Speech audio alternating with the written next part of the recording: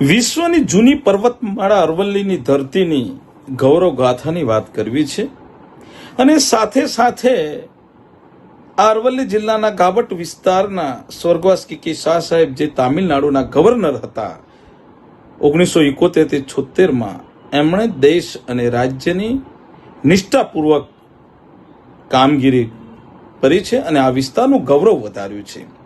સાથે વાત કરવી છે આ વિસ્તારની કે આ વિસ્તારમાં 2022માં મેં વિધાનસભામાં ઉમેદવારી કરી હતી,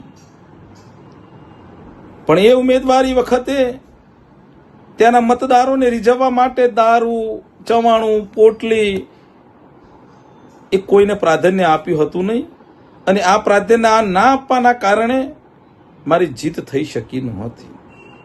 પણ હસમુખ સક્સેના ચોક્કસ માને છે કે રાજકારણમાં જનસેવા અને ન્યાય માટે અવાજ ઉઠાવવો એ મહત્વનું છે. આ વિસ્તારના ચૂંટાયેલા બધા મંત્રીશ્રીઓ, સંસદ સભ્યશ્રીઓ અને ત્યાંના આગેવાનોને આ દુઃખની ઘડી આવી પડે ત્યારે અવાજ ઉઠાવે એવી સમગ્ર લોકોની માંગ છે. પણ સાઠંબા તાલુકાના એક આમોદરા ગામમાં એક અનુસૂચિત જાતિનો વાલ્મીકી સમાજનો એક સફાઈ કામદાર આજે ત્યાંના કોઈ અસામાજિક તત્વો દ્વારા એની પર હુમલો કરવામાં આવ્યો અને ગંભીર હુમલામાં એને બહુ નુકસાન થયું અને એ ભાઈનું મૃત્યુ સામે આવ્યું છે કે મૃત્યુ થયું છે. એ પોતે અપંગ હતો, એના 2 બાળકો અને એની પત્ની આજે દુઃખી અવસ્થામાં નીચે જમીન ઉપર આકાશ એવી ખરાબ હાલતમાં છે, કારણ કે આ કોન્ટ્રાક્ટ પદ્ધતિ ઉપર એ સફાઈ કામ બાયડ નગરપાલિકામાં કરતો હતો એ વિસ્તારમાં.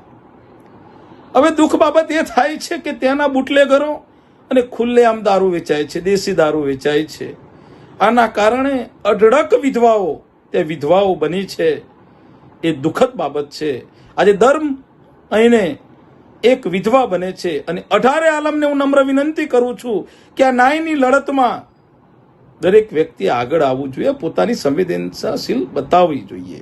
અને પ્રશાસનને નમ્ર વિનંતી છે કે જો આનો ગુનો દાખલ કર્યો હોય તો સંવિધાનિક રીતે કડક કાર્યવાહી થાય અને એ ગુનેગારોને કડકમાં કડક સજા થાય એવી હસમુખ સક્સેનાની નમ્ર અપીલ છે.